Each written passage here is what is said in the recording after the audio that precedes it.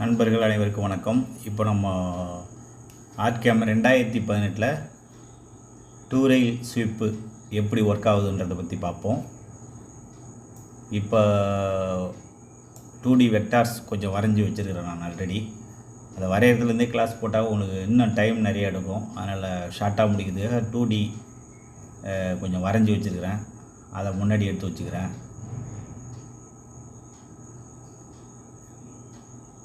இப்போ 2D வரைஞ்சி வச்சுருந்ததை நான் கொஞ்சம் முன்னாடி எடுத்து வச்சுக்கிட்டேன். இப்போ இதில் டூ ரெயில் ஸ்வீப்பு எப்படி ஒர்க் ஆகுதுன்றதை கொஞ்சம் தெரிஞ்சுக்கலாம்.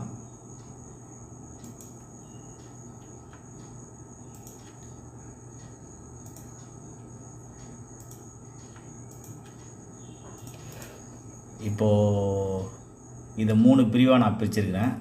இது வரைக்கும் ஒரு பிரிவு, மையத்தில் ஒரு பிரிவு, கீழே ஒரு பிரிவு. அதாவது இது வரைக்கும் ஒரு பிரிவு, நடுவில் ஒரு பிரிவு, மேலே ஒரு பிரிவு. இந்த மாதிரி எஸ் மாதிரி கருவுக்கெல்லாம் வந்து இந்த மாதிரி பிரித்து தான் பண்ணணும். அப்போ தான் உங்களுக்கு வந்து அந்த டூ ரெயில் ஸ்வீப்பு கொஞ்சம் கரெக்டாக ஒர்க் ஆகும். வேறு ஒன்றும் இல்லை. இப்போ இந்த பக்கம் உள்ள லைனை நான் செலக்ட் பண்ணிவிட்டு இங்கே டூ ரெயில் ஸ்வீப் இருக்குது பாருங்கள், அதுக்குள்ளே போகிறேன். போயிட்டு ஃபஸ்ட்டு டிரைவ் ரெயில் செலக்ட் பண்ணுறேன். இங்கே டிக்கு விழுந்துருச்சு பாருங்கள், ஓகேன்னு சொல்லி டிக்கு விழுது. அடுத்த கருவு செலக்ட் பண்ணுறேன். ரெண்டாவது செகண்ட் டிரைவ் ரெயில் செலக்ட் பண்ணுறேன். இங்கே டிக்கு விழுந்தது.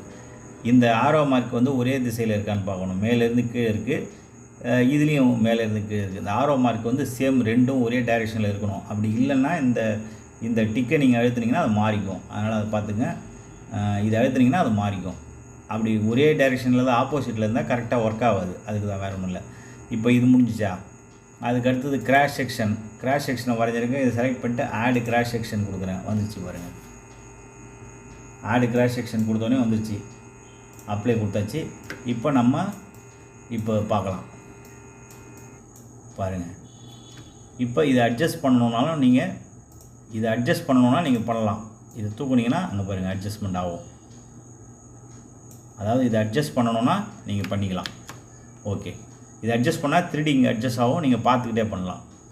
அதுக்கு தான் அந்த வசதியெலாம் இதில் இருக்குது. ஓகே, இப்போ அடுத்தது நம்ம மற்றதை பண்ணணும் இல்லையா? அதனால் இந்த லைனை செலக்ட் பண்ணிக்கிறேன்.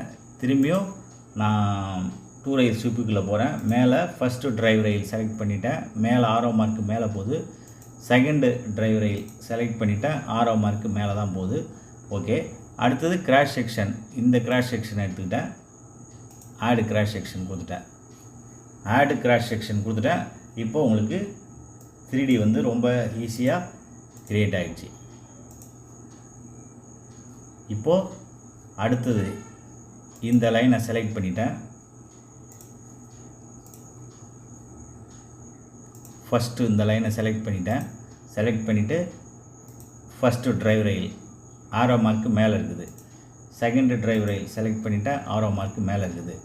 இப்போ கிராஷ் செக்ஷன் செலக்ட் பண்ணிவிட்டு ஆடு கிராஷ் செக்ஷன் கொடுக்குறேன். அடுத்தது இங்கே இந்த மாதிரி வரும். அதனால் இந்த கிராஷ் செக்ஷனையும் செலக்ட் பண்ணி இன்னொரு தடவை கொடுத்தீங்கன்னா அப்படி ஆகிடும். கரெக்டாக வந்துருச்சிங்களாப்பா? அவ்வளோதான்.